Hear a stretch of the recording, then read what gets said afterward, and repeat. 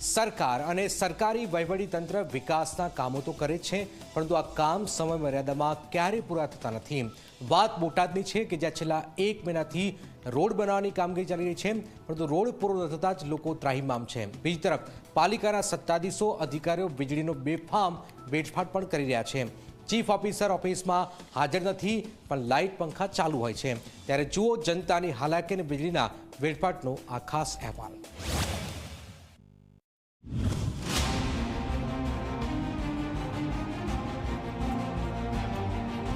બોટાદ શહેરના દ્રશ્યો બોલી રહ્યા છે કે વિકાસના નામે શરૂ થયેલી રોડની કામગીરીથી જનતા ત્રાહિમામ છે।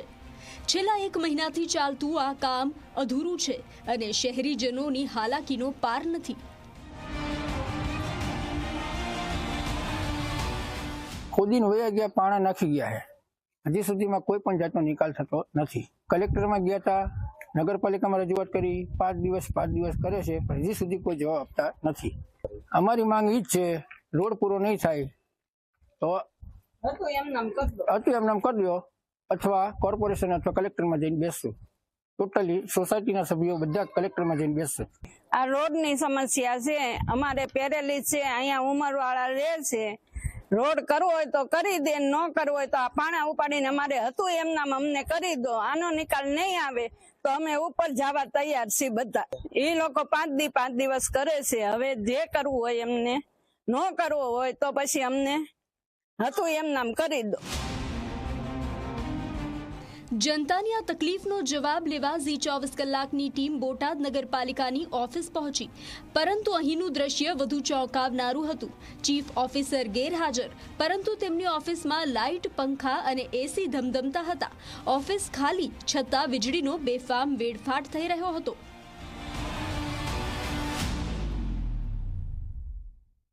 બાર કલાક જેવો સમય વીત્યો છે। આપણે ચીફ ઓફિસરની ઓફિસમાં જઈશું। અહીંયા આપણે આવ્યા તો હાલ જે પ્રમાણે આપ જોઈ રહ્યા છો, નગરપાલિકાના ચીફ ઓફિસર હાલ અત્યારે હાજરમાં નથી, તેમની ખુરશી ખાલી છે। પરંતુ અહીંયા જે પ્રમાણે જોઈ રહ્યા છો કે આ સરકારી ઓફિસ છે ને, અહીંયા જે પંખો છે તે પંખો શરૂ છે, એટલે કે નગરપાલિકાના ચીફ ઓફિસર હાજરમાં નથી, પરંતુ વીજળી જે છે, વીજ બિલ છે તે કોને ભરવાનું છે?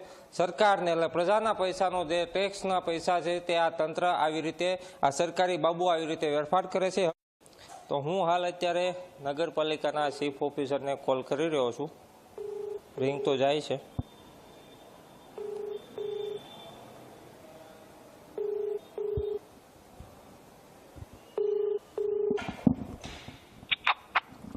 हेलो हाँ साहब, रघुवीर मकवाणा बोलू જી24 કલાકમાંથી।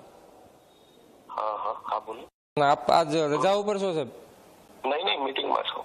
મીટિંગમાં છો? ઓકે ઓકે સાહેબ, થેન્ક યુ। તો જે પ્રમાણે આપણે સાંભળ્યું કે અમે બોટાદ નગરપાલિકાના જે ગોસ્વામી ચીફ ઓફિસર છે તેમની સાથે વાત કરી। તેઓ એવું કહી રહ્યા છે કે હું પોતે મિટિંગમાં છું અને તેમનો જે પ્રશ્ન છે તે પ્રશ્નનો જે નિકાલ આવી જશે, 2 દિવસમાં કામ થશે। પરંતુ આવા જવાબ સાંભળીને આ બોટાદ શહેરની જે જનતા છે તે ત્રાહિમામ થઈ ગઈ છે। સવાલ એ છે કે જનતાના ટેક્સના પૈસામાંથી ભરાતું લાઇટ બિલ આ રીતે કેમ વેડફાય છે? શું અધિકારીઓને આની કોઈ પરવા નથી? શું વીજળીનું બિલ ચીફ ઓફિસર પોતાના ખિસ્સામાંથી આપશે? ઉચ્ચ અધિકારી જ આટલા બેદરકાર કેમ? આવા બેદરકાર અધિકારી સામે કોઈ કાર્યવાહી સરકાર કરશે?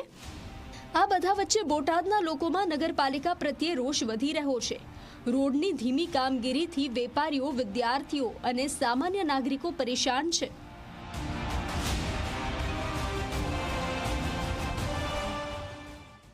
પણ એ જે 26/3 પથ્થર નાખી ગયા, બોલાવવામાં આવ્યા હતા, જીસીપી આવ્યું હતું, ફોટા પાડ્યા, પેંડા વેચ્યા, પછી 1.5 મહિના સુધી કોઈ દેખાયું નહીં। પછી જયારે દિવાણી સાહેબે પથ્થર ને બધું એમને કર્યું ત્યારે આટલા પથ્થર નાખી ગયા, પછી પાછું આટલું અટકી ગયું। તો હવે અમારા પગના ઓપરેશન વાળા 2-3 દાદા એવા છે, વડીલો, આ બાળકો વાળા, એની મમ્મીને કોઈ ચાલી ના શકે, તો હવે અમારે આ સહન કેવી રીતે થાય? તો કરવો હોય તો રોડ કરો, નહીં તો બધું ઉઠાઈને સળંગ પથ્થર વાળું ના કરો ને ધૂળ વાળું કરી। બોટાદ નગરપાલિકાની આ બેદરકારી અને લાલ ફિતાશાહીથી શહેરની જનતા હેરાન પરેશાન છે। રોડની કામગીરી ક્યારે પૂરી થશે? વીજળીનો વેડફાટ ક્યારે બંધ થશે? આ સવાલોના જવાબની રાહ જોવાઈ રહી છે। જ્યાં સુધી નગરપાલિકા જાગશે નહીં ત્યાં સુધી બોટાદની જનતાને આ હાલાકી સહન કરવી પડશે। પરંતુ ઝી 24 કલાક આ મુદ્દે સતત બાજ નજર રાખશે અને જનતાનો અવાજ ઉઠાવતું રહેશે।